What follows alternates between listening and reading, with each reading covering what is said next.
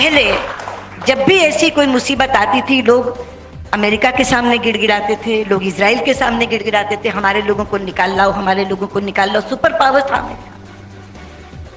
लेकिन ये एक ऐसा ऑपरेशन था जहां 48 देशों में अमेरिका ने भी, फ्रांस ने भी, जर्मनी ने भी, इंग्लैंड ने भी हमसे अनुरोध किया कि हम नहीं निकाल पा रहे, केवल आप निकाल के ला रहे हैं, कृपया हमारे नागरिकों को भी निकाल लाइए। Strong and will get stronger. She led from the front. I would say in those 5 years when she was minister, she was the face and the voice of that message. And of course we created a system for that to happen. But I still feel that she was so symbolic of that change that I am personally very grateful that you have recalled her at a time like this.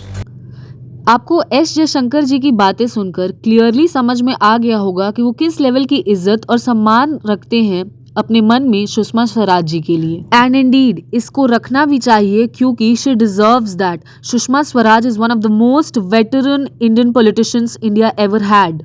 Mike Pompeo, जो कि Donald Trump के time पर United states के secretary of state थे, उन्होंने अपने recent book में सुषमा स्वराज जी के बारे में कुछ इनअप्रोप्रिएट बातें लिखी हैं, जैसे कि वो अनइम्पॉर्टेंट लीडर थी, और वहीं उन्होंने एस जयशंकर जी की काफी तारीफ की है। माइक पॉम्पियो ने लिखा है कि उन्होंने सुषमा स्वराज को कभी इम्पोर्टेंट पॉलिटिकल प्लेयर समझा ही नहीं। ये बात उन्होंने अपने book never give an inch नामक एक बुक में लिखा है, जहां पर उन्होंने ये भी लिखा है कि पुलवामा अटैक के बाद 2019 में इंडिया पाकिस्तान एक न्यूक्लियर वॉर के करीब थे। माइक पॉम्पियो ये लिखते हैं कि Sushma Swaraj Indian foreign policy team में उतना इम्पोर्टेंट रोल प्ले नहीं करती थी। इसी वजह से माइक पॉम्पियो इंडिया के national security adviser Ajit Doval ji के साथ काम करते थे, जो कि प्राइम मिनिस्टर नरेंद्र मोदी के ट्रस्टेड कॉन्फिडेंट थे। माइक पॉम्पियो ने सुषमा स्वराज जी को गूफ बॉल और हार्टलैंड पॉलिटिकल हैक कह के भी संबोधित किया, and this is really pathetic. Mike Pompeo S Jaishankar ji के बारे में लिखते हैं कि एस जयशंकर से ज्यादा बेहतर काउंटर पार्ट हो ही नहीं सकता था, और उनके इंग्लिश बोलने के स्किल्स से भी काफी इम्प्रेस्ड साउंड करते हैं माइक पॉम्पियो। एस जयशंकर जी ने माइक पॉम्पियो की उन बातों की कड़ी निंदा की है जो उन्होंने सुषमा स्वराज के लिए कहा है। साथ ही साथ एस जयशंकर जी ने ये भी कहा है कि सुषमा स्वराज जी के लिए उनके मन में अपार इज्जत है और एक्सेप्शनली क्लोज और वार्म रिलेशन था उनका सुषमा स्वराज जी के साथ। जब यमन में युद्ध शुरू हुआ और भारतीय नागरिकों को बाहर निकालने की समस्या हमारे सामने आन खड़ी हुई, वो समस्या नहीं, चुनौती थी। ऊपर से गोले बरस रहे थे, समुद्र में लुटेरे बैठे थे, जमीन पे बंदूकों से लड़ाई हो रही थी, जल, थल और नभ, तीनों रास्ते बंद थे। मुझे ध्यान आया कि प्रधानमंत्री की एक मीटिंग ब्रिस्बेन में सऊदी अरब के नरेश से हुई थी।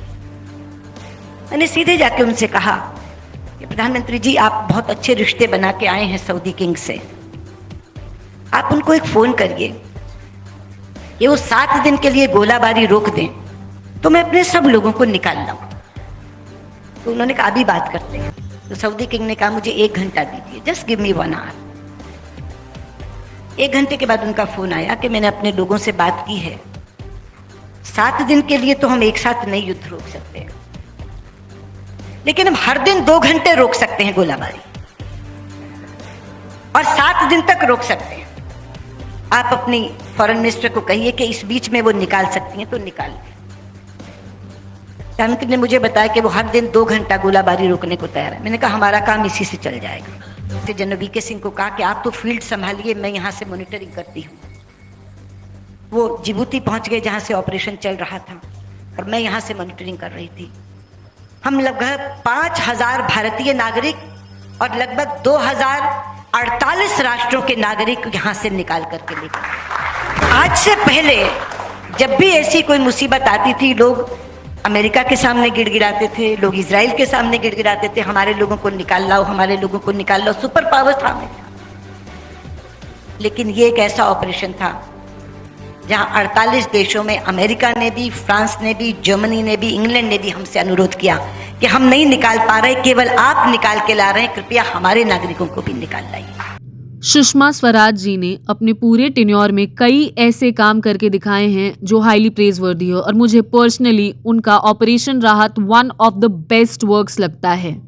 आपको याद होगा एयरलिफ्ट नाम की एक मूवी आई थी, वो इसी पूरे इंसिडेंट पर बेस्ड थी। और यही नहीं, सुषमा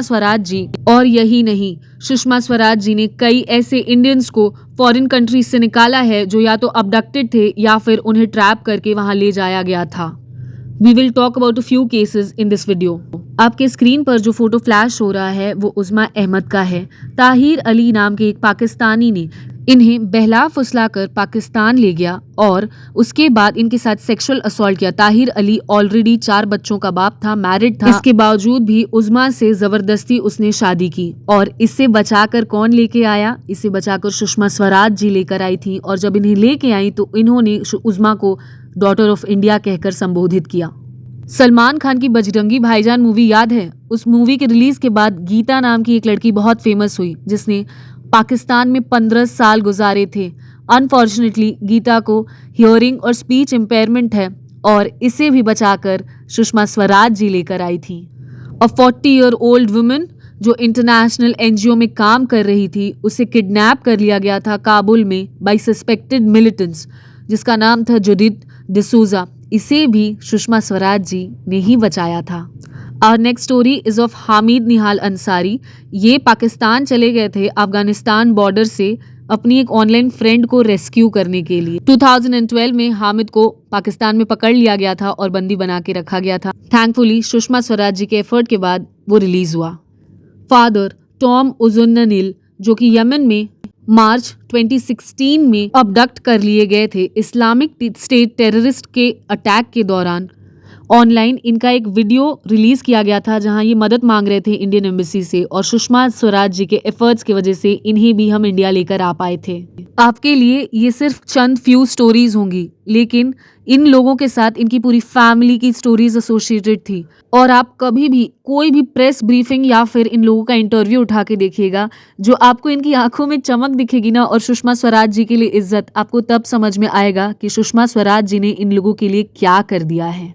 एंड नीडलेस टू से दिस, सुषमा स्वराज जी ने अपने टेन्योर में बस इंडिया से बाहर फंसे हुए लोगों की ही मदद नहीं की है, उन्होंने इंडिया का स्टेचर भी ग्लोबली बहुत ज्यादा बढ़ाया है। अगर आपने सुषमा स्वराज जी के भाषणों और स्टेटमेंट्स को ध्यान से सुना होगा तो आई एम श्योर आपने ये नोटिस जरूर किया होगा कि सुषमा स्वराज जी हिंदी और संस्कृत भाषा को आगे बढ़ाने के लिए हमेशा स्टैंड लेती थी। And somehow I feel Mike Pompeo को जो अटपटा लगा है इनके बारे में वो है कि ये एक भारतीय नारी हैं जो हमेशा साड़ी पहने हुए, गले में मंगलसूत्र, माथे पर बिंदी और मांग में सिंदूर भरे इंडिया को ग्लोबल स्टेज पर रिप्रेजेंट किया, इंडिया के कल्चर को प्रमोट किया और अपनी भाषा और अपने लोगों के हित में बात किया। Well, this was it from my and. ये मेरा पर्सनल ओपिनियन था। आप क्या सोचते हैं कमेंट सेक्शन में जरूर मेंशन करिए। वीडियो पसंद आया तो प्लीज लाइक कर दीजिएगा। Consider sharing it to and subscribing the channel. With this, I end the video. Goodbye. Jai Hind.